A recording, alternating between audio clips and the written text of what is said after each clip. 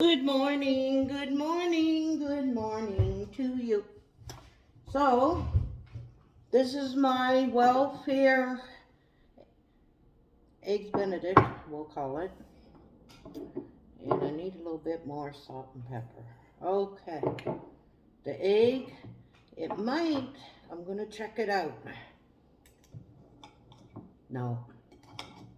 Oh well, there's no wonder I cooked it long enough, eh? But I do have my hollandaise, which I'm going to, just in case. Yeah, that first run was good. I should have left it alone. I should have left it alone. Okay, so it's Jenny's day. So, Jenny, she was due on August 30th, same as LaPonda. And I had her August 19th. With her, I didn't crave. Oh, I had morning sickness. Oh my God, right up. I had a hard time working. I worked at a few places, and then at the end of it, once the morning sickness, I was probably about 7 months before the morning sickness. Oh, it was bad with her. I didn't have no craving, but I was still stationary diabetic with her. I didn't have no Charlie horses, only with LaFonda. LaFonda had really, guess what, I'm going to take the shit towel. I got the shit towel. Anyway, where was I? I was still just stationary, so I had appointments. But Jim used to do my seat. With LaFonda, I couldn't do my finger. I hate needles. I hate needles. Hey, I forgot to talk about that. See, I was pregnant for Jenny in New Brunswick in St. John. Talk about a ghetto hospital. In Montreal, I used to have to go for blood tests all the time, with LaFonda. And the first one I did, the girl collapsed my vein. I was all black and blue. It was terrible. So my aunt was going through the chemo treatment, and she seen that. She said, no, when you go in, you tell them you want an IV nurse. You want an IV nurse. There's no need of that. Because my veins don't pop. I hate needles. And my blood pressure goes down, see? So anyway, so I got an IV nurse. One nurse. She finding every time. Didn't have to poke around. I had the same nurse. So in St. John, I don't know the hospital. There's a blood test, and then there's another thing. They got two. This is where, I don't know. Anyway,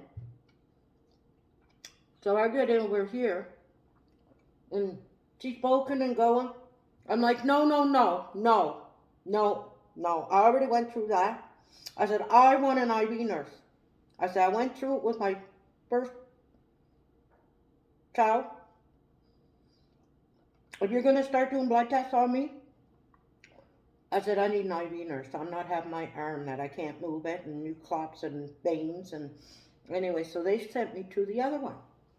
And I had this woman, and she just, no problem. But she could see why, right? I needed one. Anyway, I didn't have to go in to the diabetes clinic, because I used to go in there and get the woman would tell me what I should be eating, and don't eat this, and this is full of sugar, and you should have, and then they do my needle, pick my finger. because I couldn't even pick my finger. So, with Jenny, Jim used to pick my finger. I think he just loved it. He just liked that. Anyway, he enjoyed it too much. But he, so like I said, morning sickness, I couldn't work. Right up until like, I had her 2 weeks early, so right up until like 7.5 months. I just sick all day, not morning. Why they call it morning sickness, I don't know. They should call it all day. Gosh, but she was active. Very active. So anyhow, yeah, the holidays, maybe should have let it set because look, it's starting to thicken. It's good now. Anyway, so once I started feeling good, I volunteered. I had her like at 38 weeks, but at 35, I was going crazy. I was just going crazy. I wasn't used to setting, you know? So I volunteered a couple days for the John Howard Society. And I did up like resumes and for the boys that came out of jail and type up documents, answer a phone, sort of like a reception, right?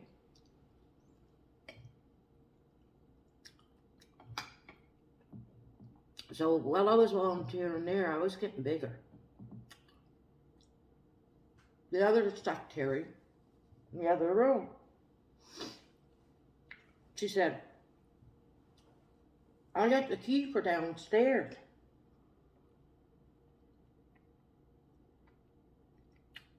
She said, you want to go down at lunchtime, me and you? And they might have some maternity shirts. Because I was telling her, like, I needed some, but I really didn't want to buy them. I was, you know, I think in 4 weeks I was going to have her. And so we went downstairs. And this is the John Howard Society now. So we go downstairs. And the woman's down there that runs the place. Or whatever. So I seen something. I found a couple nice maternity shirts.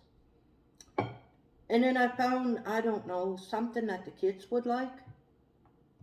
It was like brand new. The thing was still on it, the tag and everything. And I've never been there before because if I'm going to go, I'm not going to go to a place where you get free food or free clothes. I would go to a thrift store or something, you know what I mean? Or Value Village or, anyway. Jinglers. The woman asked me my name, or the kid's name. Their name was already down there. See, Mom was taking the kids on the weekend, right? She brought them in there. So, she was doing free donut, free food, free clothes.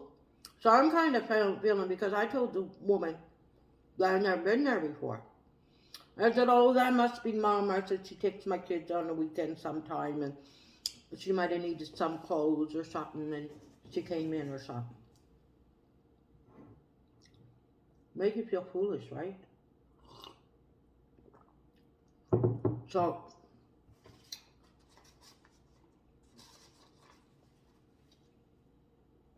either Bo or me, we gotta get Jenny on this, even if the kids are running around.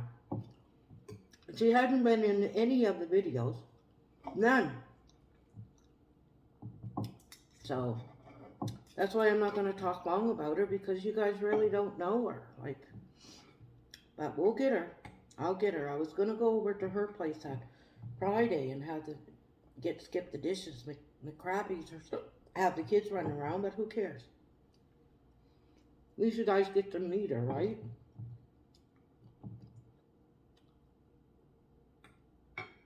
Okay, different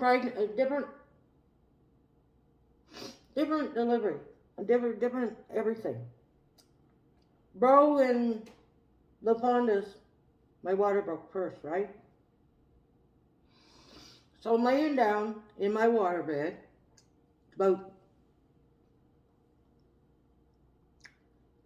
I went to bed about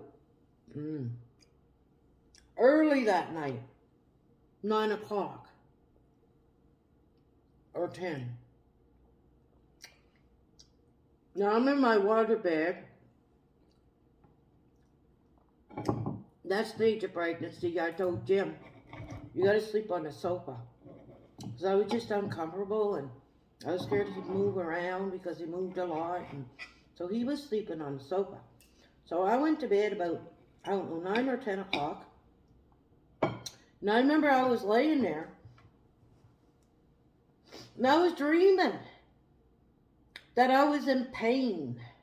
So much pain I was dreaming. I was in pain. Oh, severe pain. 12 o'clock, I woke up. I went, oh, what a dream. All of a sudden, I got the pain. I was like, oh my gosh, I'm going through labor pain. 2 hours in my sleep. So, I'm hollering to Jim, and he's sleeping. And then I had a hard time. The contractions were very close, like 5 minutes, 7 minutes apart.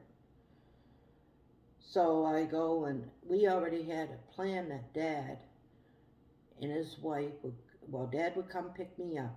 We didn't have vehicle. The vehicle was, I don't know, being fixed or whatever. But anyway, at the time, what a time not to have a vehicle. But he'd come get us. They would keep the kids overnight. Like if this happened at night, right? Anyway, and Jim would be with me through the delivery, and then Dad would come get him after, and then in the morning he'd come and get them, and then later in the day they would come and visit and blah blah blah. And I told him, I said, I'm not staying that long in the hospital. St. John, they want to keep you in 3 days. That's without a C-section, because they do the thyroid. But I told them, I'll bring her back. I'm leaving and I'll bring her back and you can do the thyroid. And that's what I did. But anyway, so it was like 2 in the morning. And I kept on, Jim. He wouldn't wake up. I walked to the sofa. Jim, I'm in so much pain. I don't want to scare the kids. I don't want to scream, right? They're little. Jim. So then I get the pain. Then I yell. I said, how can you be laying there when I'm in so much pain? Well, then he knew. He jumped up. He calls Dad. She's in labor. Dad's like, okay, I'll be right over. But I'm waiting for my water to break. So I'm taking my time, So I call the hospital. I'm having contraction while I'm talking to her. She said, how many minutes apart? And I said, well, close to 5. She said, what are you waiting for? I'm waiting for my water to break. She said, your water to break? The baby's going to come as soon as the water breaks. So now I'm panicking. We're getting the kids up and ready. Dad don't live that far. He comes. I told him, I said, I'm going through the contractions, I said, but my water hasn't broke. So he puts down this big blanket. Scared my water will break. Anyway, hospital's about, that was 2 o'clock. We get at the hospital about 2:30. 2:30. And I'm going through so much pain. Not too late for the epidural, but I wasn't going to have it anyway. I'm waiting for the guy to come break my water with that goddamn crochet needle. And this is 2:30. And I'm going through so much pain. I think I don't know. I like 7, 8 centimeters, right? So as soon as he breaks it, they said baby's gonna come. So I'm waiting and waiting and waiting, and they want to give me, oh, some type of pain thing right here in the hip. And I was like, no. But I was going through, Jim said, I looked at Jim, Jim said, yeah. Because I wasn't, you know. So anyway, they gave me that. And they gave me that at 3:30. And he comes. So anyways, he breaks the water. And I'm at 9 centimeters. I'm ready to push. They told me, no, don't push. You got to wait until 10 centimeters.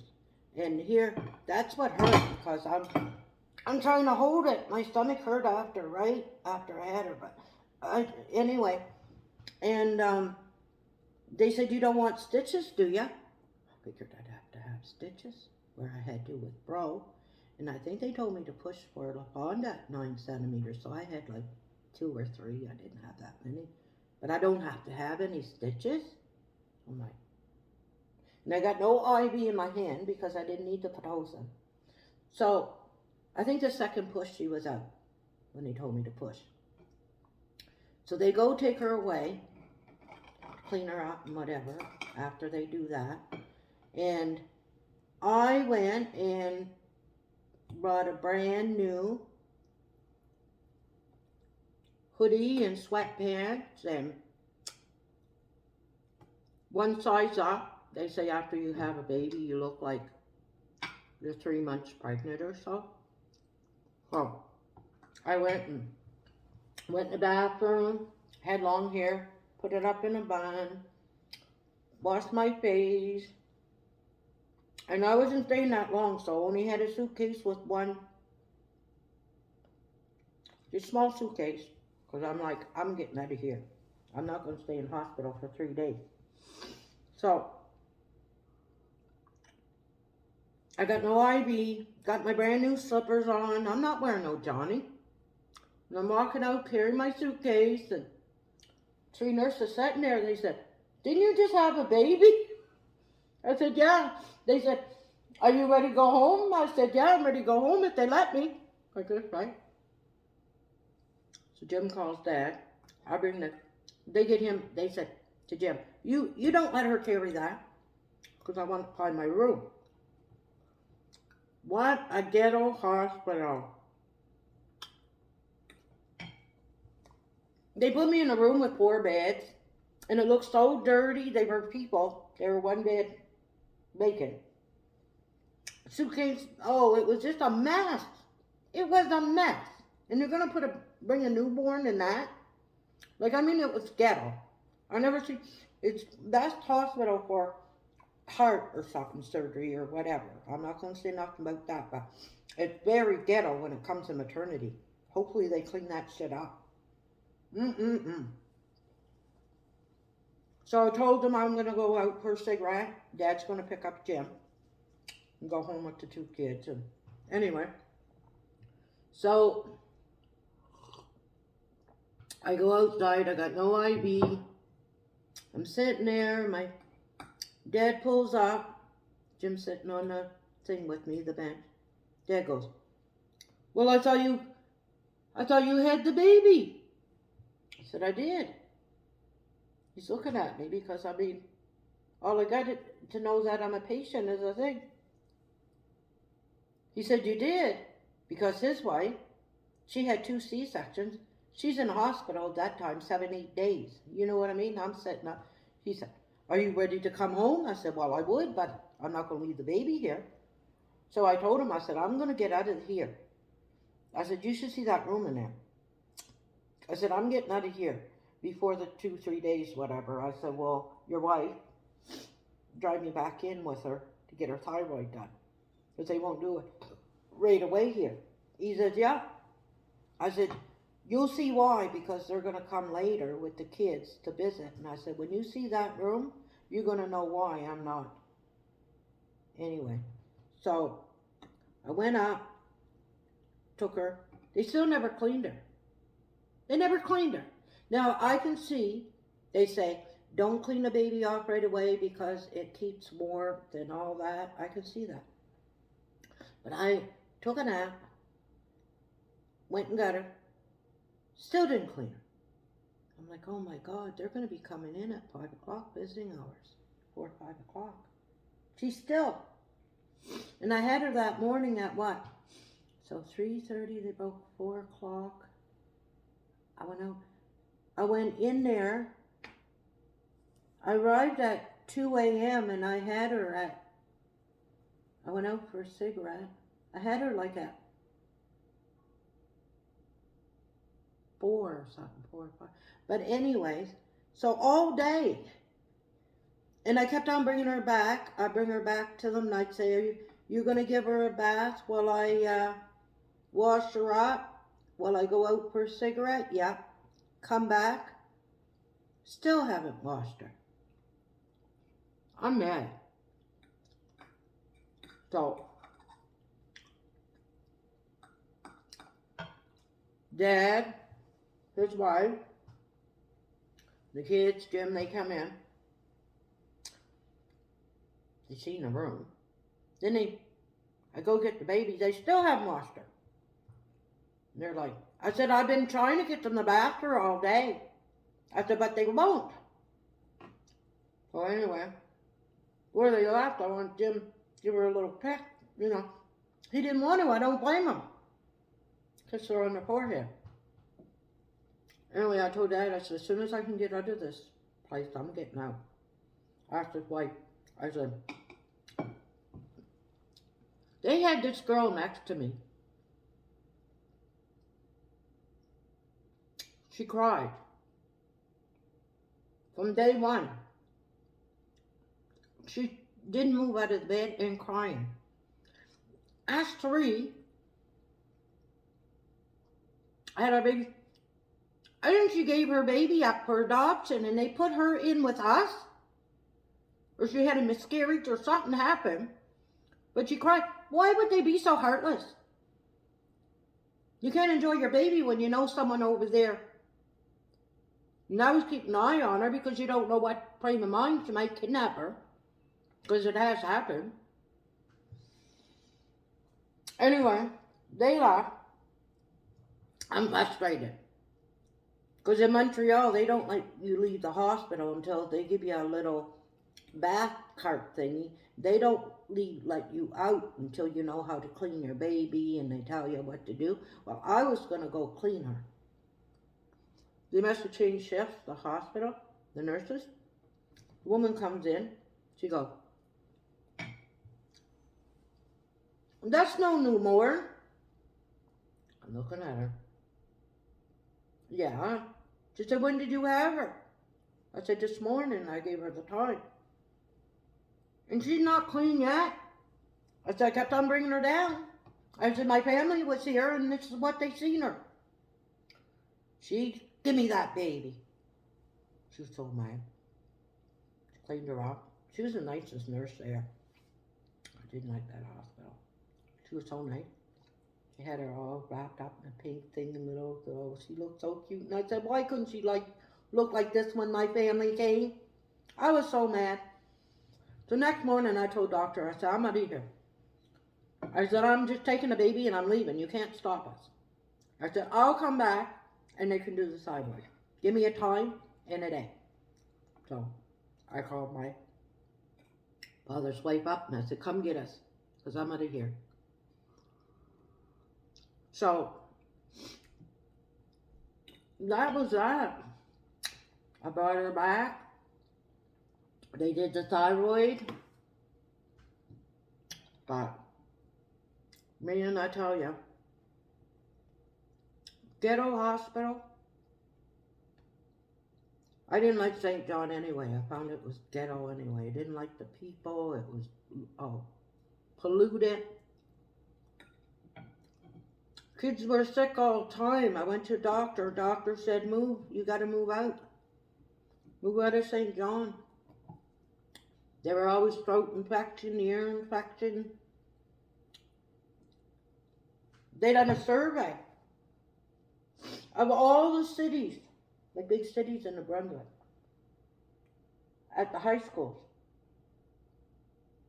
Fredericton, Ormocto, St. John, Moncton, Miramichi, all around the region, eh?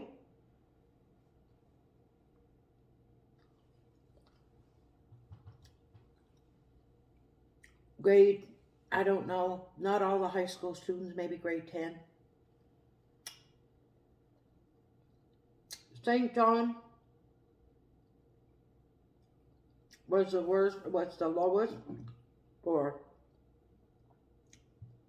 the growth, height, out of all New Brunswick. Their weight, their height, everything. Reason? Pollution.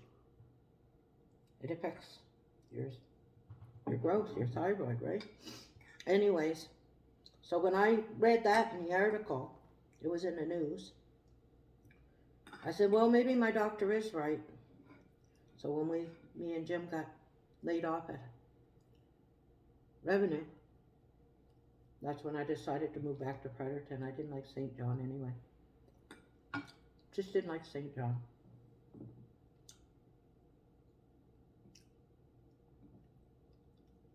So that was my Eggs Benedict. Tomorrow I'll get another topic. I know what I'm going to talk about.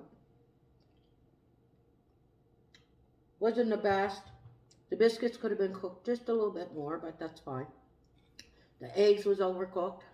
The hollandaise, well, that turned out better as it sat. Not that bad.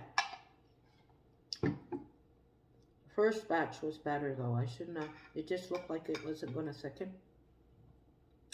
But that's my first time. When they said you can cook hollandaise, because I have cooked hollandaise over the stove. But when I was looking up the recipe, because I knew it took butter, milk, and everything, but how much? Because it got to be spot on. I seen last night. I said, oh my goodness, you can cook it in the microwave? Don't have any English muffins, but I really don't like them.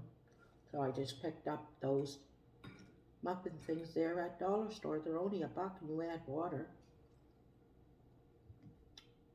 So that was a good breakfast. So I worked today.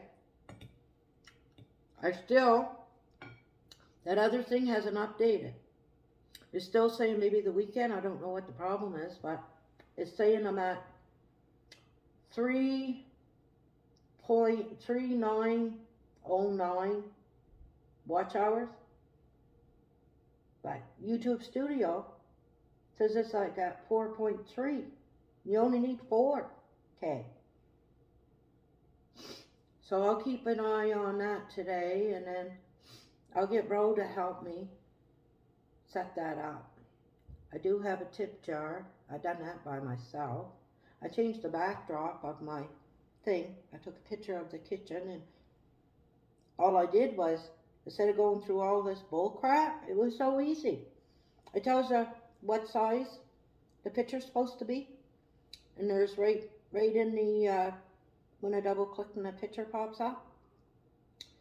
I changed the size of it, saved it, and went right in. So I got a new thing of the kitchen. Then I took a picture of me like this, or I did a print screen or something when the film was, and I took that. So my main picture is sort of me sitting down. So I'm doing a lot by myself. A few things I'm going to probably have to ask Bro to help me with,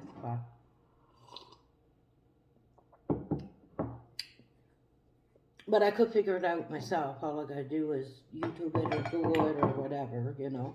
I can figure things out. I've been on computer for many years.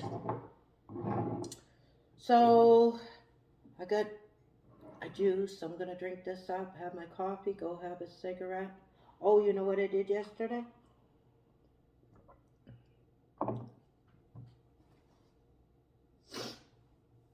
The reason why I've been walking 20 minutes to the bus stop, I don't mind summertime, but wintertime, when it's cold and everything, we have a bus stop out here. And bus 2 used to run on peak hours, but now they got this dollar bus. And I thought it was $5, but only if you're going into Edmonton. It's still $2 the fare. Because I'm not going to spend $5 a day. So while I was on the bus the other day, I asked the bus driver more about this dollar bus. I said, how much is it? He said, well, if you're staying in, it's still $2. So I get on the app. So today it only runs Monday to Friday. See, bus 10 because where I was working weekends. But if I need to catch a bus on the weekend, I have to walk down and catch the number 10 because it's 7 days a week from 10 a.m. to 10 p.m. The other buses, they run early in the morning, but I think they close about 7, 8 p.m. Anyways, so I booked it. It's just out here to come at 1:10. Monday, Tuesday, Wednesday, Thursday. Next week, you can do 2 weeks ahead of time. Monday, Tuesday, Wednesday, and Thursday. It's going to come at 1:10. It's going to drive me right up to the bus stop where Timmy's is, right across from my work. And it only costs us $2. I got my own bus, my own chauffeur.